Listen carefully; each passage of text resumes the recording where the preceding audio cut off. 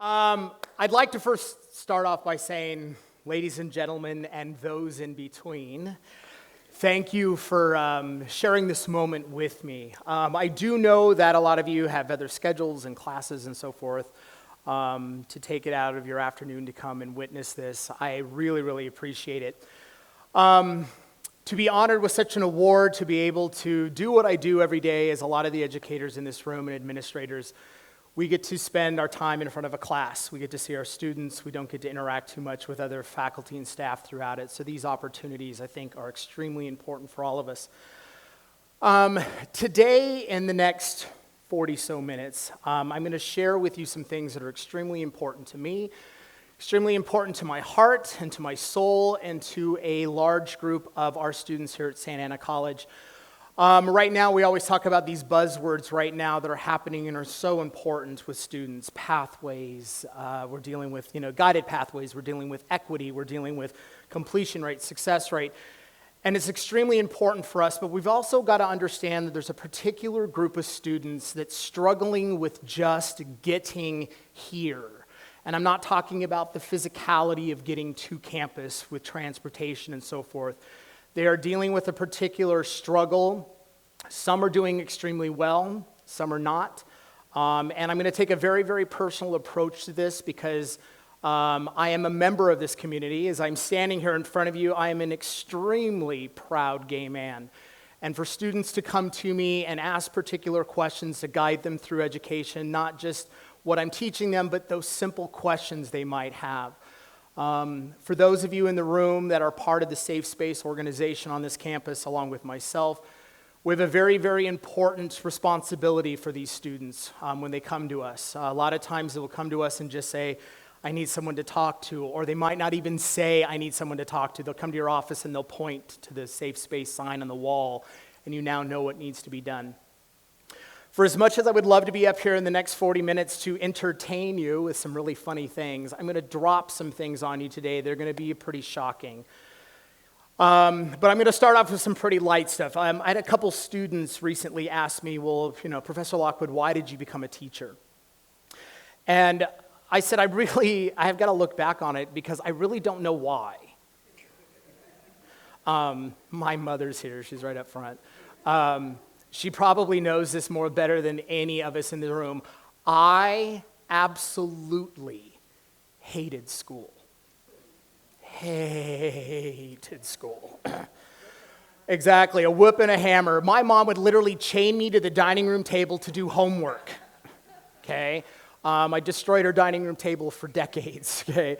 So all of a sudden, here I am. I'm in this position of being a faculty member, of being a professor, and students would ask me, well, what made you the teacher that you are today? So I'm going to start off where it all really began.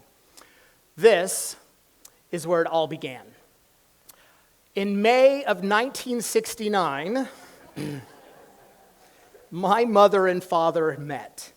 My dad out there on the left, Jason Ivan Lockwood, and of course on the left there, or the right-hand side, my mother, at the time, Constance Ballantyne. Met in May of 1969. My father proposed in July of 1969, and they were married in October of 1969. Math people, 5 months, okay? Now, the wedding happened so fast, I remember my grandfather accusing my mother of being pregnant, and that's why it happened so quickly. And if that was the case, my mother would go down in the Guinness Book of World Records as the longest human gestation for a child, because 4 years later, I came into the picture. Aww. Once a towhead, always a towhead. Okay. My life growing up was wonderful. If any of you know where Hesperia, California is, any of you out there, I'm sorry. Okay, I grew up in Hesperia, California. It's actually a city now. There's probably close to 500,000 people that live in the valley now. But when I grew up there, it was a very, very small place. I was basically classified as a desert rat. I grew up in the dirt, played in the dirt, had motorcycles, dune buggies. Grass was on occasion. We had a swimming pool. We were the popular family in the neighborhood because we were the only one with a pool.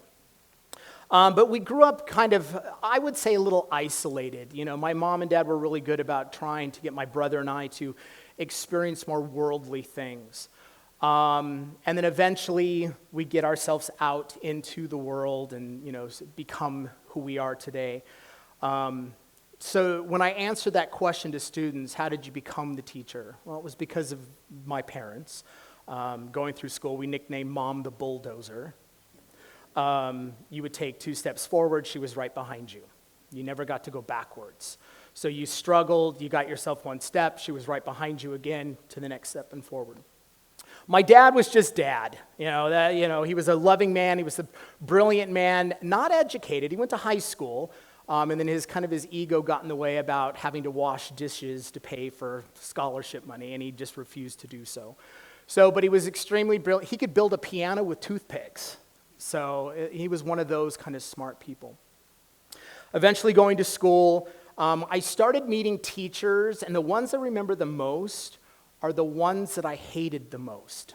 I don't know if that makes any sense. I would come home to my mom and I'd, God, Mr. Starbuck, if I ever did that job, I'd do it this way. And I caught myself saying that a lot. If I ever did it, I would do it this way. If I ever did it this way. So becoming the teacher that I am today is actually more so from the bad ones than the good ones. Now, I had some amazing mentors that got me through all of it. Evelyn Husband in middle school. Evelyn Husband was my first theater instructor. She was the first one that realized, they said, oh, Lance, you actually can talk in front of people and you like it. Let's do this. And I was like, okay.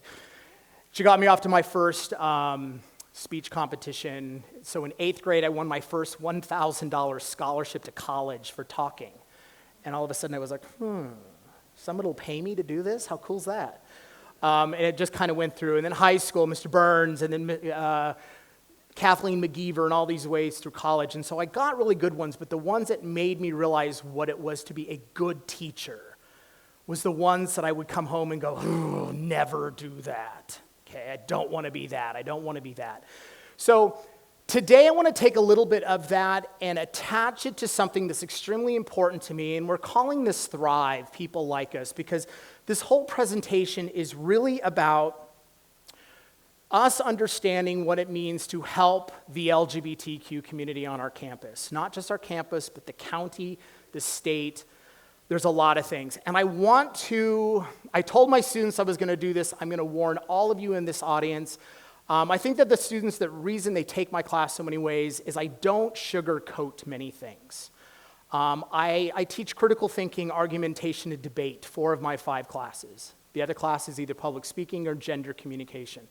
So I have an opportunity to really let students truly look at both sides of the coins, and I challenge them at times. I will say, what do you really like? And they'll go, oh, well, I like this. And I said, great, today we're going to talk about the other side. And they're like, no. And I say, yes, because that's what this is about. It's about learning. So I want to make sure ahead of time for the audience, because what I'm going to be talking about, there is some parental discretion advised, okay? There's a few things, because when we start talking about the LGBT community in general, a lot of the times people in the world go, well, you were granted marriage equality. What else do you want? Because really, it's like, well, okay, you can marry, yay. Now, granted, I'm not saying this is horrible, because 16-year-old gay Lance Lockwood in Hesperia, Hickville, California, never in his wildest dreams would have imagined being able to legally marry in the United States. That's a huge thing. But it's not about that. The thing that our students instill to this day is what I like to say, it's the little things that we need. Marriage equality is great, and I'm going to show you some graphs here in a minute and what it really means in our world. But I am warning you right now, as my students probably can tell you, because I see some of you in the audience now. I'm a firm believer of the concept of freedom of speech. I might drop some words that might hurt some of you, I'm sorry. Okay, so let's start. I am angry, and that, let me clarify that. I am fucking angry at society right now. We are dealing with a group of students that are, yes, in the state of California, protected against a handful of things. But when I see them coming to my office on a regular basis for safe space and they're talking about these little things, that's what I get myself angry about. Great, I can go off and legally wed in the state of California, anywhere in the United States. But there are more to it for our students that are not even at that point. They are trying to get themselves out of bed and here and trying to learn. And that's a struggle for a lot of these LGBT students. The data that I'm going to be sharing with you this morning was just recently released, and this is another part of it. I am fed up putting up. We'll talk a little bit more about that here in just a second, about what that really means to us as educators, especially being an LGBT professor.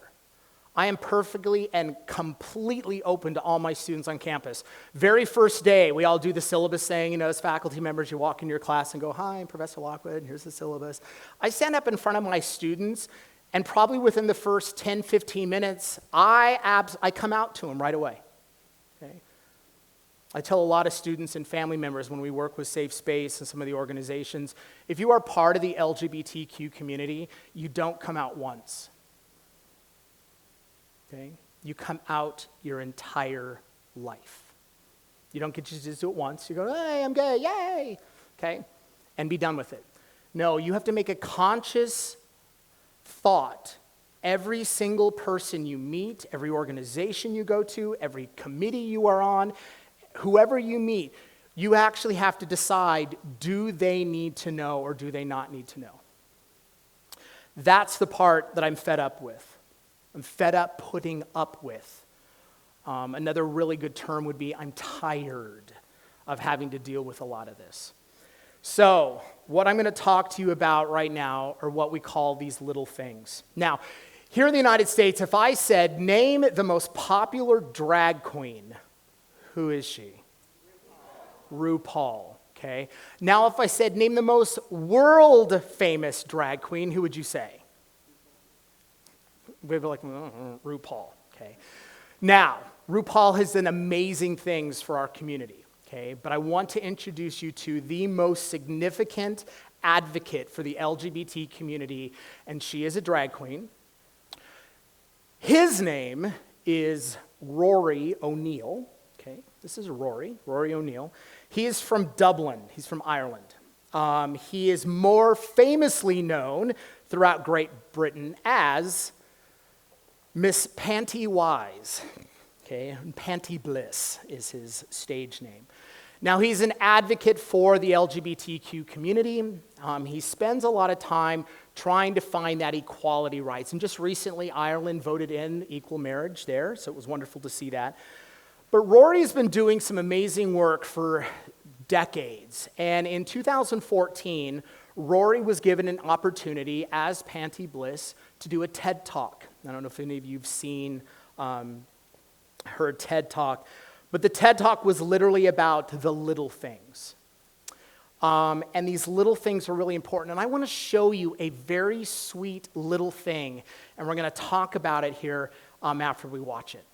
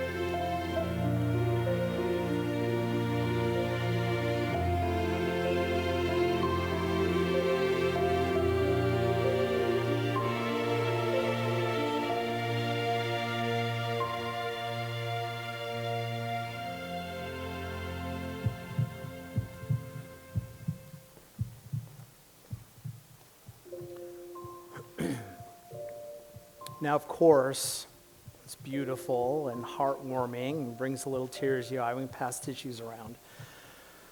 But this is one of these little things. Middle school, high school, college. And I like addressing those three because we have a high school on our campus. We have a lot of middle, college, high school kids that are in our classrooms, and they're going through this. You see the two young boys there in the hallway, and then, the heart pulling them together, and then you see the people looking. These are some of those little things that are extremely important to a lot of us in the sense of this. I am 46 years old, and I have never unselfconsciously held the hand of a lover in public. Now, that might sound like something very simple, holding the hand of a partner. But for a member of the LGBT community, even in the world that we are today, I don't get to unselfconsciously get to do it. Because when I decide to reach out and hold my lover's hand, I have to think about where I am, who I'm with, what time of day it is, where are we, what's the group of people doing down the corner, who is behind me. We don't get to just lean into. Okay? I was at the mall a couple of weeks ago, and I was walking through the mall at South Coast Plaza, and there was this older straight couple, probably in their late 80s, and they're just kind of walking through, and she was at a window looking at some jewelry, and she'd called out to him, and he walked over, and he just simply wrapped his hand around her waist and pulled her close, and they looked at the stuff, and they laughed, and they giggled, and I sat there, and I wanted to cry. Okay? This is that moment where I say, as part of the LGBTQ community, I am absolutely jealous of straight couples. That's the little things. That as an adult, I'm 46 years old and still have to think about it. Now we have these young students that are coming forward. And as if we could just say that that's what it was just about being able to hold hands and stuff, but that's not what it's about. Our young men and young women, they're going through this in the transgender community. This is what they're having to deal with. Now I'm going to warn you ahead of time, this is a little graphic to look at, but I am a firm believer that there is no way we can heal a wound unless you know what the wound looks like. Okay, so November 1st, 18 days ago, a 19-year-old college student by the name of Saren was attacked in his own home, by his father. He comes home from college to see his family for a weekend. He goes to bed. He wakes up in the middle of the night. His father is straddled over him with a knife, cutting him, saying, "Are you gay? Are you gay? Are you gay?" Fortunately, Saren gets himself away, runs to the neighbor. Fortunately, nothing was horribly damaged, didn't catch any of that carotid. This is what so many of our kids are dealing with. Now, I'm hoping they are not dealing with this kind of violence, but you have to understand that when we think of like the LGBT community, we think of this happy, going, pride, dancing. We'll talk about the shoes here in a minute, okay? We think that. Granted, we are a very prideful people, but this is what our students are dealing with. This is what they're dealing with. And then we say, well, why aren't you completing your coursework? Well, no shit, Sherlock. I can't do my homework when I'm having to deal with this at home. So we've got to find ways to bring them together. We've got to find ways to make them understand where we're coming from. We've got to understand where they're coming from. We've got to be able to sit down with them and go through some things. So, there was some groundbreaking research that was just recently done by the Human Rights Campaign called Growing Up in America, Growing Up LGBT in America. And it was done in 2018, 2019, so all the numbers that I'm going to be showing you here are very, very current. And they came up with some really fascinating things. Now, for as much as I want to say, that's a horrible picture of seeing Saren and that stuff, but I am here standing before you that since 2012, we have tremendous strides in our community, tremendous strides. Things like, in the United States, equality, inclusion in the workplace. It was not that long ago in the state of California that I could have been fired for being an openly gay man at a college. Wasn't that long ago, okay? We have this now, healthcare, public opinion, marriage equality, transgender candidates are now being elected to office. Mainstream television, movies, all in a positive light, which is wonderful. I cannot celebrate that enough.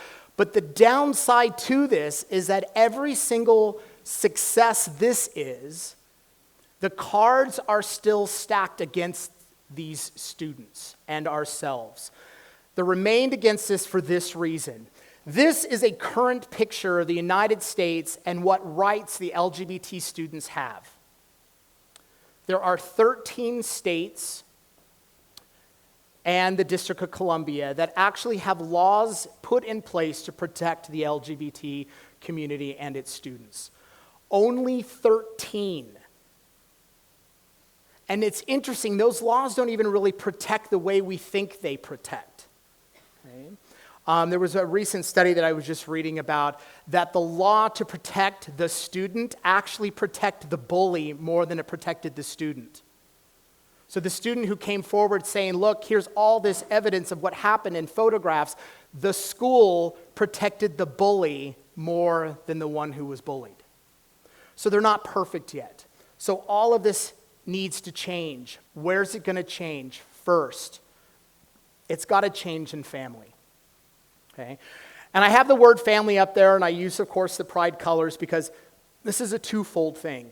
For those of us that are in the LGBT community that were fortunate enough to have a loving family to go home to when all of the things got bad, and for those that didn't, we either have a biological family or we create one. Might not be biological, but we will create a family. We will say, you are my brother, you are my sister, you are my... If any of you have been watching Pose on FX, okay? That's a really good example of how families come together when you don't have one to go home to. So these families need, but you also have to understand this is where some of that anxiety for these students are coming from. When it comes to this, 67% of the LGBT youth hear their families making negative comments about the LGBT community. So 67% of their own families. So these young men and women are out but still hear mom, dad, uncle, grandpa, grandma saying something negative about being gay, lesbian, transgender, bisexual. Okay? 78% that are not out are hearing negative comments. And because of that 67% and that 78%, this fascinated me and it scared me because it also brought back some horrible memories of me, was 95% of the youth have trouble getting to sleep at night. So they're coming to school exhausted because they're spending all this time at night going, what's my mom and dad going to do? What happens if I say this? What happens if I don't say this? Can I just disappear? Okay? This is tremendous. So when we're trying to help this community, we've got to understand that they're coming to us with a completely different set of problems than our typical students are coming to us with. This, from one of my own safe space students. If my parents found out I'm gay, they would kick me out, and where would I go? The last time I did some reading about the homeless youth in Orange County, 1 out of 2 homeless youth in Orange County are LGBT. 1 and 2 are LGBT. So these young men and young women, young people coming out, mom and dad said, nope, kick them out, off they go. They are trying to find their way in life, and yet they don't have the support at home. That's hard for me to swallow. So what are they afraid of? Of course, it's about rejection. They're terrified of this. It's about the type of harassment they're getting. So this harassment figures are kind of interesting when they came down to it. Was among the LGBT youth, 51% have been verbally harassed at school, compared to 25% among non-LGBT. Now, there's the discussion about how do we define harassment. Is it just the slang? Is it being called, it's, in my gender class last spring, I had a student ask me the question, Professor Lockwood, what's the Q stand for? The Q has been it's like a fish. It swims uphill, it goes everywhere directions. And I said, well, traditionally, back in the day, it was questioning was one of them. They used to use the term queer, but in my generation, queer was the term that you didn't want to hear. You heard queer and you're like, that's not me. Give me football pads. Okay. But today we accept the word queer because we've accepted it. It's like when there's a word that you don't like, the best way to control the word is to accept the word. You control it yourself. So within the gay community, being called queer today really means nothing, especially to the young community, because a lot of them understand, and we teach it in gender comm classes, is this concept of queer theory. It's an actual theory. We study it today. Communication studies talk about queer theory in the sense that any of you that do something outside of the norm society, what society expects you to do, is queer. Ladies, wearing a baseball cap, have you ever done that? Queer. Okay. Guys, wearing pink, queer. Okay. So we accept the queer theory. But so there's still questions about how they're classifying harassment. Is it actually physical harassment, or is it just, hardcore verbal harassment? But it's harassment. That's the downside. We shouldn't be seeing this on our campus. So that harassment then leads to what we dealt with students, this concept of peer rejection. When students come to me and say, I can't come out to any one of my classmates because they'll immediately see me as a bad person. A bad person? Being LGBT does not mean you're a bad person. Okay? But that's what they're afraid of. I have 2 brilliant students right now that are very, very quiet in class, and they've come to me and said, Professor Lockwood, I'm afraid to speak up. And I said, well, why? And the one guy said, I don't want them to hear me because I sound gay.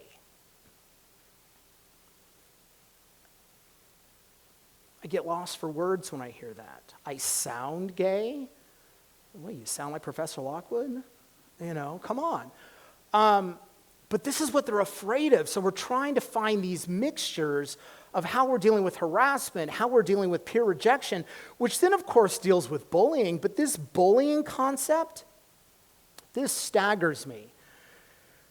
73% of the youth experience verbal threats because of their actual or perceived identity.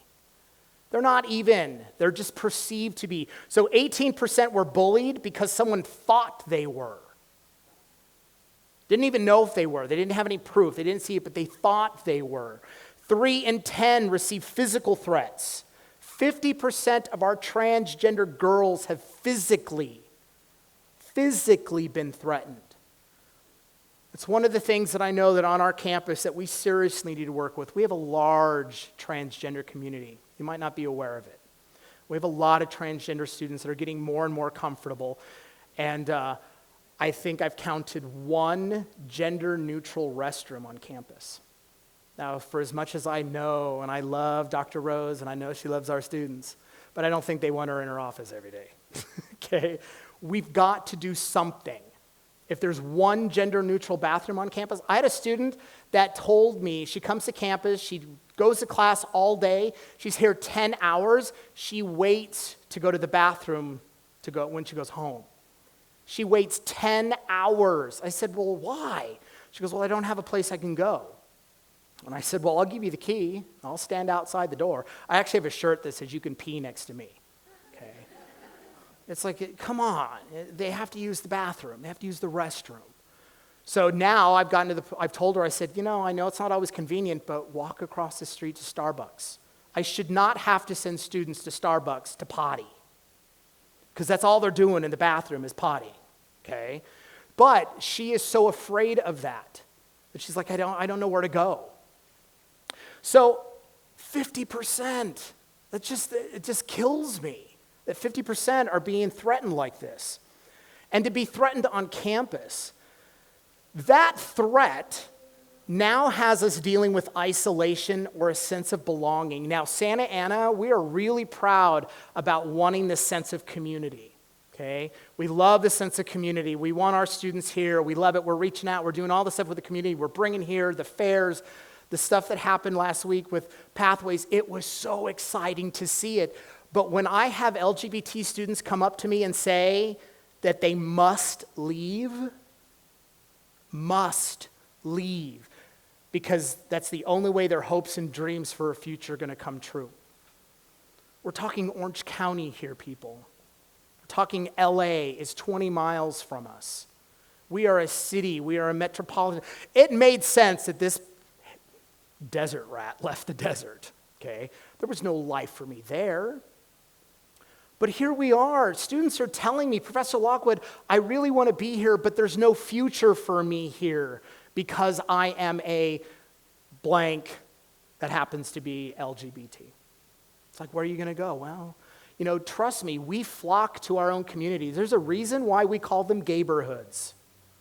I want to go home, have a glass of wine, walk out my door, and see other gay, lesbian, transgender people living the lives like everybody else does. That's why we live there, okay? Now, are they perfect? Oh, no, okay. But they are our sense of community. And if these young men and women are trying, this is where I say this is my angry part. Because here we are trying to educate them, get them to be here, do things that we want them to do, and yet they're saying I can't stay. I want that gay doctor, gay lawyer, gay dentist, and I want them here in Orange County. I want them in Santa Ana. Okay, Santa Ana has this amazing ability to grow, and we're doing amazing things and getting this, community to see things differently. But this isolation has got to stop. So HRC, the Human Rights Campaign, did 2 big questions in the survey this last year. They asked this really interesting question so we could see the difference. So they asked LGBT students and non-LGBT students the exact same questions. So the first one was, describe one thing you would like to change right now. LGBT, non-LGBT. This is what they said. The number one thing for LGBT students answering that question was understanding, tolerance, and hate. For a non-LGBT student, money, debt, and finances.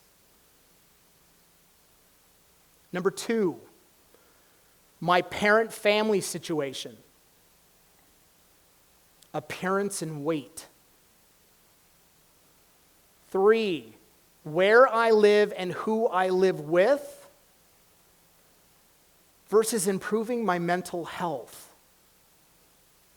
So they took the same students, asked them this second question. Now this isolation, this second question that they came across was this: what is the most important problem facing your life right now? Most important problem.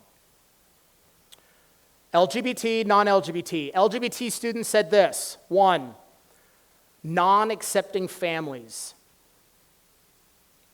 Non-LGBT, classes, exams, and grades. School bullying and problems. College, career. Fear of being out or open.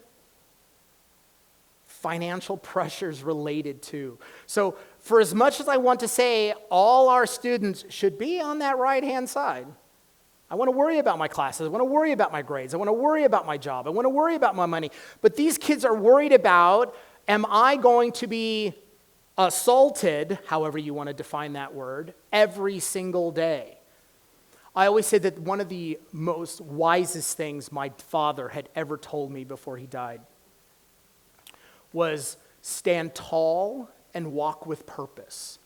Now that's a double-edged statement, because I can walk tall and walk with purpose and people will avoid you. You look like you know where you're going, no one's going to bother you. That's a great thing.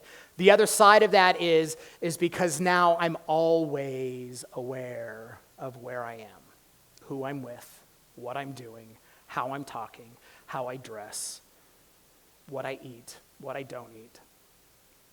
It's a double-edged sword, but that's part of this, okay? We want to make sure.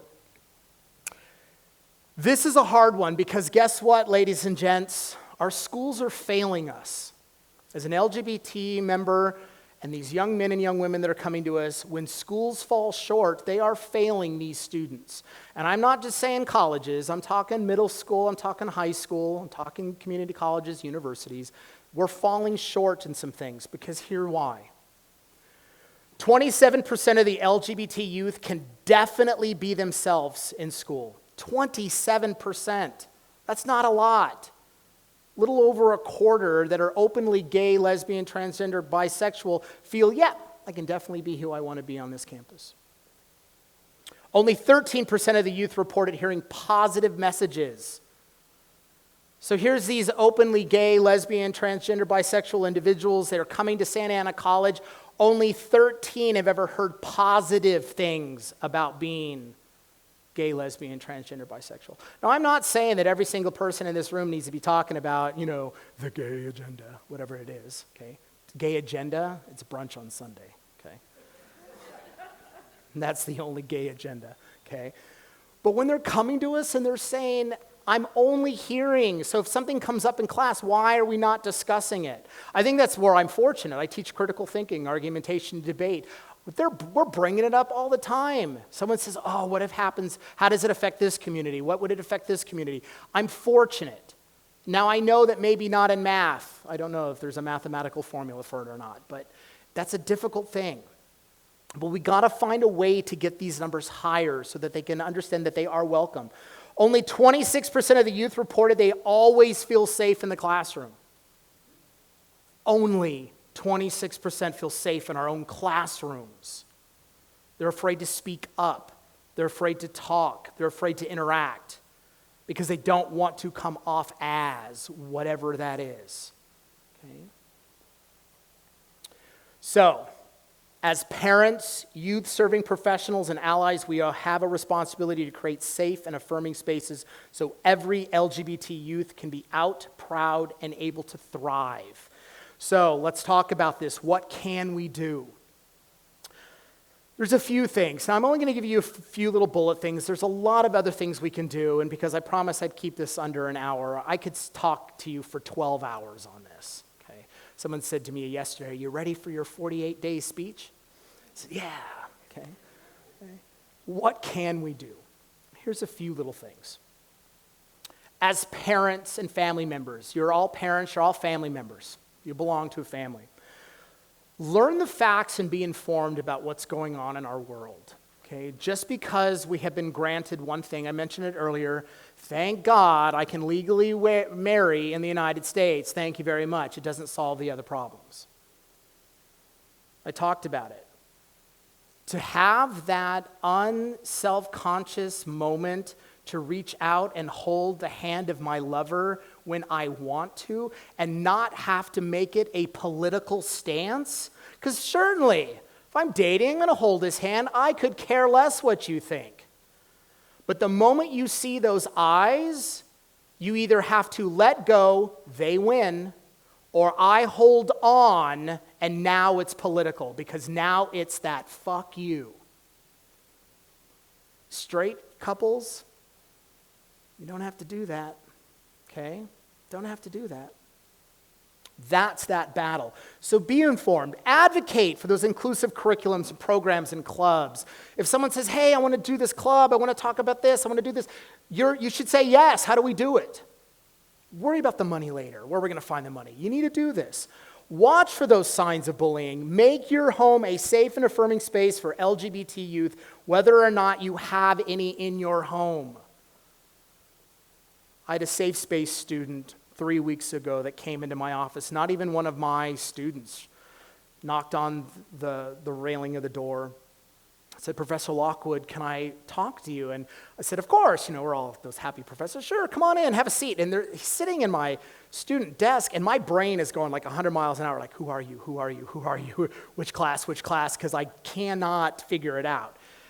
And he said to me, he goes, I don't have any of your classes, but I know that you have a safe space. So I said, absolutely. And he goes, I went to another safe space, but they weren't sure how to answer me, so they said, go see Professor Lockwood, which makes me feel nice, thank you, okay? It was the counseling office that said, hey, just why don't you go talk to him? So the student came up to me, and it just started welling up. His eyes were just getting full of water. And a lot of times when it comes to safe space, I never ask the initial questions. I never say, hey, well, what's wrong, what's going on? I let them. So eventually he looks at me and he goes, can I ask you a very serious question? I said, absolutely. What do you need? I said, do you want the door open? Do you want it closed? And he goes, no, you can leave it open. But I have a question I need to ask you. And I said, please.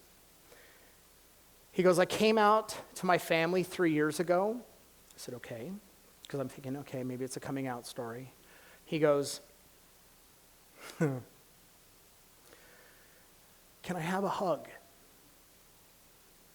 And I said, of course you can have a hug. So I gave him a hug, and I said, why did you need a hug? He goes, I haven't had a hug from an adult in 3 years. This is a 20-year-old college student that has not had a hug from an adult in 3 years. And then he started talking to me about where he's living and how it was and, being homeless for a year and finding. But that's what we're dealing with, okay? We've got to have those environments for them. So as administrators, faculty, teachers, establish clear and inclusive policies. I know we have policies on this campus, but we need to clarify these things. We need to let them know that they are really there, that we are really there for them. Provide annual inclusive training. I know our training has been off the last couple of years. It's coming back, I promise you. I promised Mary. She's right there, okay? You now have witness. Safe space training will be back in the spring. I'm doing a big national training. Fortunately, the #1 training for safe space in the United States is in New York City. They're going to be in Orange County in February. So I'm going to go take their training there to provide, to bring it here. Be intentional about creating safer spaces. And I put the R there, okay? I cannot guarantee a student a safe space. None of us can.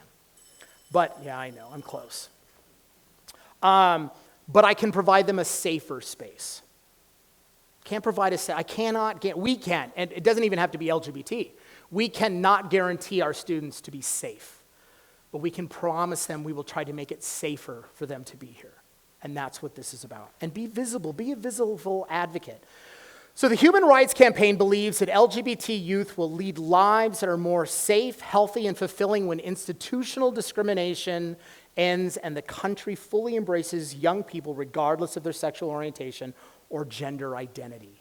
That's what we're striving for here. And we're doing this in various ways. Here at SAC, we have Safe Space. Okay? I have the list. I think there are about 48, 49 people that have gone through Safe Space, which is wonderful. And then last week, I walked through campus, and I found 10. So we have all this training. We give you these wonderful stickers. All I have to do is stick it on a wall, a window. I found 10 people who were willing to be a safe space. Now, is 10 better than none? Absolutely, okay? I am not paid to be a safe space director. I can't sit in my office expecting everyone to come to me, and I'm fine with students and faculty and staff sending them to me because literally students tell me all the time, "Oh, Professor Lockwood, you have the gayest corner of campus." Okay, if any of you've seen my office. Okay.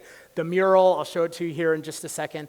But we've got to find ways to encourage these students to open up their eyes and see a community in a way they never had, and then invite the community to see what we do, which brings me to Santa Ana College's wonderful Dragucation. Okay. Our 5th anniversary show is coming up this April 23rd, 2020. We sell this out. It'll be the 3rd year that it's actually been inside the theater. We sell the seats out. They go very, very quick. And the community, what I loved particularly about last year is the very first year we did it in a theater, it was probably 3/4 filled with LGBT students and family and friends. It was great. And they had a big old party and so forth, which was wonderful. Last year, it was different. We sold out the theater, and it was probably flip-flopped. 3/4 of the population that was in those seats wanted to know what it was all about. They were from the community. I had gay students that were bringing in, like, their grandparents going, "My grandma doesn't know. It's a surprise." I'm like, whew, hope she's ready. So, we're doing something different. We're doing something unique. And what's great about this is it's not just a show. This is education. The 4 queens that you see up here on the right, they perform with us pretty much every year. Mahali and Nikita, Nomi B. Nomi B is from Santa Ana. She's a Santa Ana girl, okay? She went to school here for a little while. Her family lives 3 blocks from here. So that's Nomi. She's here. Wilhelmina Caviar, she's from Irvine. And of course, it's the back of her head, unfortunately. That's April Showers. But the first part of our show is all education. It's Q&A. It's letting them know what it's like to be, what they have to do, what it's like, how they deal with community, and then they do a show. You can't bring drag shows and put them on this fabulous Santa Ana stage without having a show. They're like, "Do we get to perform?" Yes, you get to perform. Okay. We do this because we want them to thrive. Okay.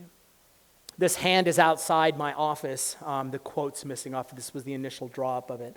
That's my hand. It was great. Darren Hosseter. Darren, are you here?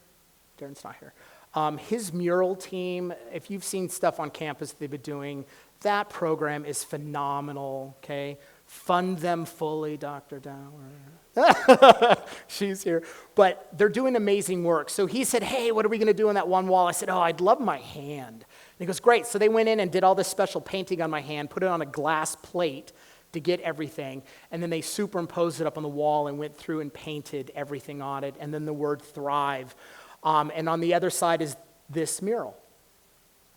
Part of the mural. There's another side of it here. The reason we did this mural was not just for the LGBT community, but it was for the general community of Santa Ana College. We needed you to understand that there is a history here. Students ask me, why are they up? Are they up there because they're gay? No. They are up there because every single individual in this mural had learned to thrive being gay, lesbian, transgender, bisexual. Okay. We are getting ready to start adding to it. There's a couple more that are being put in on the side with the hand. But Darren's team has done phenomenal. We've had guests here. Erica Irving, bottom left. She's been on our campus twice. If any of you know who Erica Irving is, she was in the American Horror Story films that were done. She's more commonly known as Amazon Eve. She is 6'8", transgender woman, okay? She loves her 6-inch stilettos. No, those aren't hers, those are mine. Mom's like, "Can I borrow them?" But this mural is for them. Okay, it's for all our students to realize, and it's an amazing focal point for a lot of students to come and talk about who they are, from Harvey Milk to Laverne Cox. Our art students get to talk about Robert Mapplethorpe and Lily Tomlin and, of course, RuPaul. The conversations I've had about Tom of Finland, students are like, who's Tom of Finland? And when I talked to Darren about putting Tom of Finland up there and his muse, which is the top right, the character right below kind of RuPaul's earring, kind of the picture of the guy there. If you know anything about Tom of Finland,